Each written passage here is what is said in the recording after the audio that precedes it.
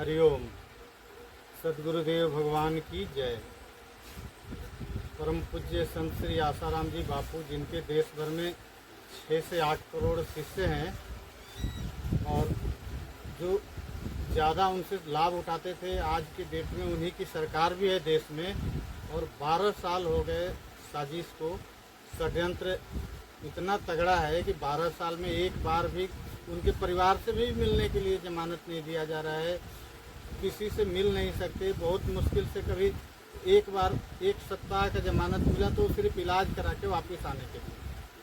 तो ये षड्यंत्र के पीछे क्या क्या है, आइए सुनते हैं। आज हम यति नरसिम्हानंद जी महाराज डासना पीठ के पीठाधीश्वर यति नरसिम्हानंद जी का आज सुनते हैं वक्तव्य। उनसे पता चल रहा है कि साजिश के पीछे कौन है और कौन बापूजी के पहले खिलाफ थे, कौन पक्ष में थे और किसकी सरकार है। जिसकी सरकार है वो बापूजी के पक्ष में थे और रहते हुए भी नहीं कर पा रहे हैं कुछ।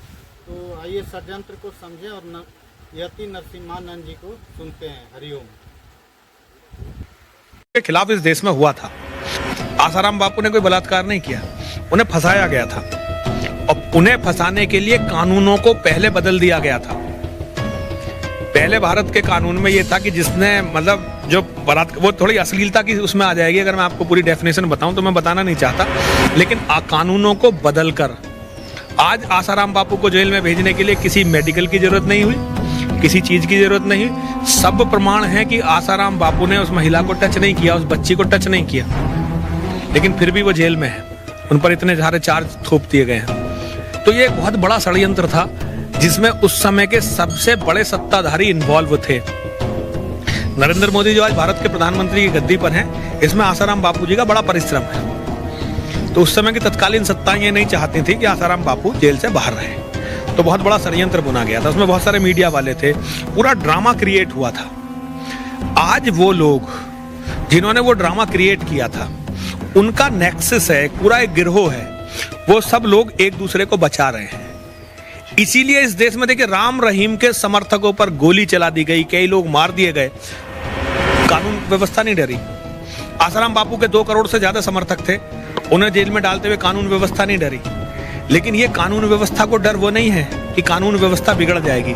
असल में एक गिरोह है ये, उसमें पत्रकार भी हैं, पॉलिटिशियन भी हैं, उसमें नेता भी हैं और उसमें उद्योगपति भी हैं और उसमें जिहादी भी हैं, उसमें ईसाई मिशनरी भी हैं। वो लोग आसाराम बापू से जुड़े हुए किसी भी मामले को की सच्चाई को दुनिया के सामने नहीं आने देंगे। लेकिन इसमें गलती हमारी है। जिन लोगों के लिए आसाराम बापू ने राजनीतिक रूप से सोनिया गांधी और राहुल गांधी से लड़ाई ली, उन लोगों ने आसाराम बापू के लिए क्या किया, आपको ये सोचना पड़ेगा। तो इन लोगों को आज सत्ता उनकी नहीं है, आज सत्ताएं उनकी हैं जो आसाराम बापू के भक्त थे, आसाराम बापू के साथी थे, आसाराम बापू के साथ रहते थे। उन लोगों की सत्ताएं हैं। तो आज सत्ताओं को इनको सबको जांच करवानी चाहिए। और ऐसे जज जो ये कहते हैं कि भाई इनकी गिरफ्तारी से जो है लॉ एंड ऑर्डर, पुलिस बोल रही है कोर्ट के साथ, पुलिस बोल रही है ना, तो ऐसे पुलिस वालों को सस्पेंड करना चाहिए, ऐसे पुलिस वालों की नौकरी छीन लेनी चाहिए। मिले हुए तो नहीं हो सकते? देखिए मिले हुए हैं। अगर देखिए राम रहीम इतना बड़ा नेटवर्क था, उसको गिरफ्तार करते हुए उसके कितने लोगों को मार दिया गया, कितने लोगों को मार, निर्दोष लोगों को मार दिया। उनके पास कोई कागज में आए हैं जिस तरीके से, उनके पास कोई हथियार नहीं थे, कुछ नहीं था, लेकिन पुलिस ने गोलीबारी करके मार दिया ना। आसाराम बापू के इतने करोड़ों समर्थक थे, उनकी भावनाओं का कभी ख्याल रखा गया क्या? जयेंद्र सरस्वती जो भारत की सभ्यता में सबसे बड़े हमारे शंकराचार्य, जगत गुरु शंकराचार्य, उनको दिवाली पर उठाकर बंद किया ना। तो इन गुंडों में ऐसी कौन सी ताकत है कि इन्हें बंद नहीं किया जा सकता? असल में पुलिस इनसे मिली हुई है, पुलिस के अधिकारी हैं, पत्रकार हैं, नेता हैं। ये गठजोड़ है, ये गठजोड़ है जो आसाराम बापू के खिलाफ बना था। आज भी वो नहीं चाहते कि उनकी पोल खुले। तो देखिए, लेकिन ये भी फिर मैं वही कहूंगा, ये भी हमारी ही गलतियां हैं। अगर हम पूरी ताकत लगाएं और इन पर कंसंट्रेट करें तो ये सच्चाई लोगों के सामने आनी चाहिए। किस किस तरह से ये षड्यंत्र बुने गए थे, किस किस तरह से आसाराम बापू को बदनाम करने के लिए, आसाराम बापू नहीं, बहुत सारे संतों को, आज भी संतों पर